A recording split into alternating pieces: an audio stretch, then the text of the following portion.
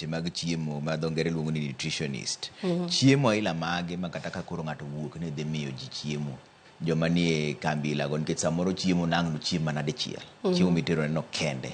Chiemo aila mage monego bed ni chiwo ne jogo manyalo gayo kech kata ndalo makoro ka gichiemo dichiel kendo dichieng tiwacho ni mae chiemo maber.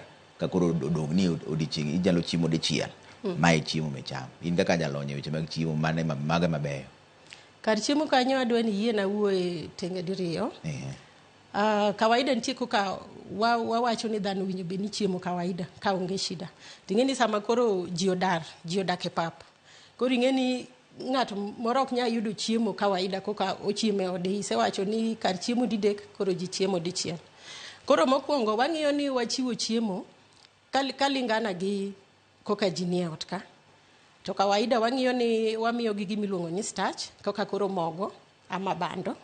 Kaeto wachak wamiyo gi mar gero del kaka koro oganda kama ama dengu kama, and then wachak wang'iyo ni wamiyo gi chumbi.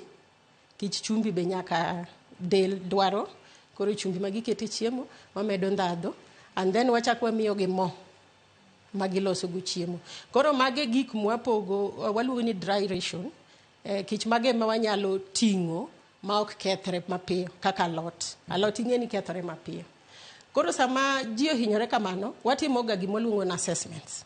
Koro e assessment ka watimo nonro mar ng'iyo gik mopogore opogore. Koro wang'iyo yore mag chiemo go, wang'iyo ni chiro tiyo, pod jogi nyalo yudo chiemo, matiende ni yo ber, pod ginyalo yudo chiemo, chiro nitie chiemo, to bech chiemo gi chalo nade.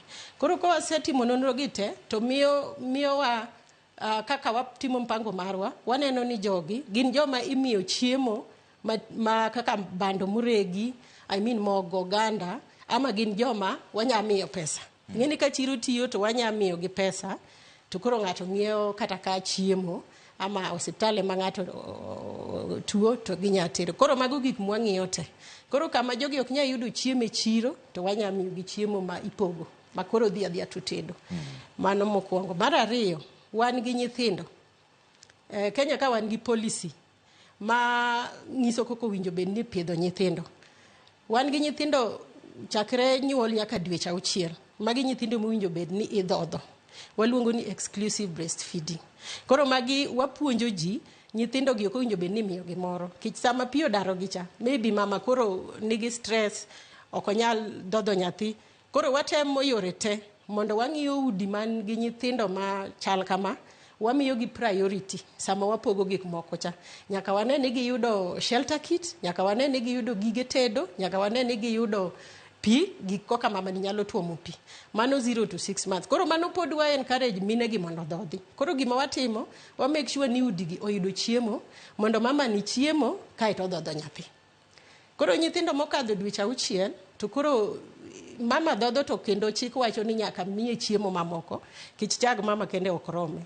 Koro kendo wamiyo gi puonj aina chiemo mwinjo bed ni gimiyo nyithindo gi. Kaeto wambe ei food basket cha wakete mogo moro ma inyalo rune go nyithindo chakre dweche 6 nyuka.